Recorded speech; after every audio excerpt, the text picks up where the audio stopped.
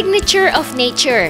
Diyan naman kilalang kilala ang bayan ng Norzagaray dahil dito matatagpuan ang Pinagrealan Cave kung saan naging kuta ng mga Pilipinong revolusyonaryo.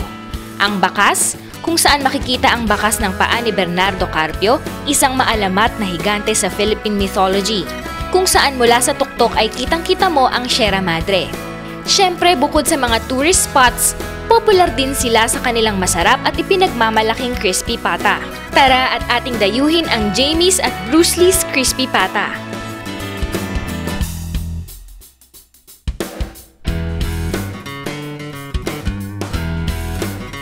Nagsimula po itong JL Jamie's September 25, 2003. Kaya magte-10 years na po ngayon. Ang Jamie's po, pangalan po yan ng palaki ko, pamangking ko, anak ng kapatid ko. So, ipinangalan namin sa kanya. Ngayon, nung nagkaroon ako ng menopause baby, babae po ang lumabas. Ang pangalan po noon, Jedros Liana, kaya niligyan ko po siya ng JL Jamie's.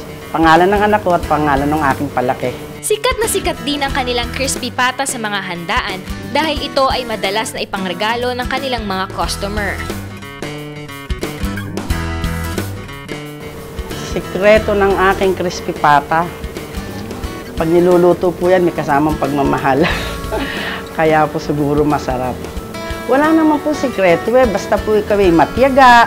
Ang isang pagluluto po kasi hindi nakukuha yan sa dali-dali o sa mabilisan. Basta po matiyaga ka, naalamin kung ano pa ang pwedeng pampasarap sa isang niluluto, ginagawa po namin. Ngayon, ito na po sa paglalaga.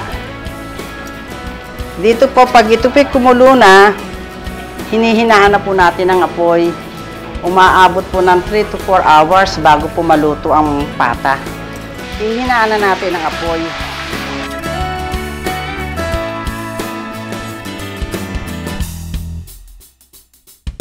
Ito po yung mga pata na ating nalaga. Ito po, pag lumamig-lamig na ng konti, ilalagay po natin sa chiller para medyo madali-dali pong iprito. Kasi pag ganyan po, dumidikit po talaga yan sa talyase. Ang pagpiprito po ng pata, inaabot po ito ng 20 minutes. At kailangan po, bago ibilingin, tinitingnan muna po yan na para alam po natin na hindi nadidikit ang balat. Kaya kailangan po medyo galaw-galawin na ganyan para pag biniling po, kasama, kumpleto ang balat. Yan po ang sikreto niyan. At ang mantika po, hindi puno, kalahati lang siya.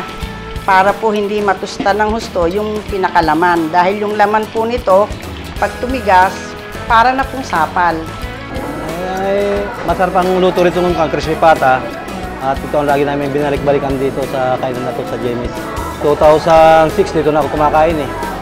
Masarap siya, malutong, malambot. Kaya binabalik-balikan namin. Pinagmamalaki ng Norzagaray. Sa crispy pata, kasi talaga namang kilalang-kilala yung crispy pata ng Jamie's. Kahit yung mga relatives namin from Marilao, every time na may occasion kami, yun ang binibili nila.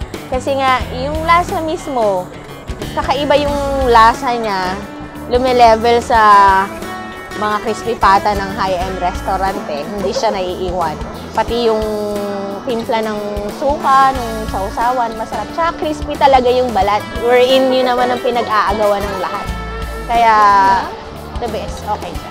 Dumako naman tayo sa pioneer o nagpasimula ng masarap na crispy pata sa bayan ng Norzagaray, ang Bruce Lee's Crispy Pata. Nag-start siya ng 1970s, talagang yung sabianan ko. Siya yung nag-pioneer dito sa Garay. Simplicio Santiago ang pangalan niya. Tapos, nag-start na yung Bruce Lee na nga, yung Aka, alias name niya. Tapos, tinuloy-tuloy na namin. Hindi na namin pinalitan yung pangalan. Sa tuwing may bibisita sa kanilang bayan, hindi maaaring hindi dadaan para kumain sa Bruce Lee's Crispy Pata. Malasa, malinamnam, at the same time, napakalambot. Yung sabi nga, pag binato sa'yo, kakapit. Pero napakalambot, hindi bukol. Ganun. Malambot yung loob, malutong yung balat. Ika nga, hindi kumpleto ang pagbisita mo sa bayan ng Norzagaray kapag hindi mo natikman ang kanilang ipinagmamalaking crispy pata Mapa Jamie's o Bruce Lee man yan, basta crispy pata yan, tatak Norzagaray. Inaanyayahan ko po ang mga taga-ibang lugar, hindi lang po dito sa Norzagaray, sa iba't ibang lugar po ng Maynila at ng Bulacan na pumunta po at tikman ang pinagmamalaking crispy pata po ng Norzagaray, Bulacan. Naiba po ang lasa ng crispy pata po ng aming bayan. Kaya ito po ang tinatawag naming crispy pata of Norzagaray, the pride of Norzagaray. Inaanyayahan ko po kayong pumasyal sa Norzagaray para matikman ang product naming crispy pata. Unang-una po, masarap, malasa, at saka po talaga masisiyahan kayo sa pagpunta nyo rito. Sabi nga po, hindi kompleto ang pagpunta nyo sa Norzagaray pag hindi kayo kumain ng crispy pata, lalo na po ang Bruce Lee's crispy pata.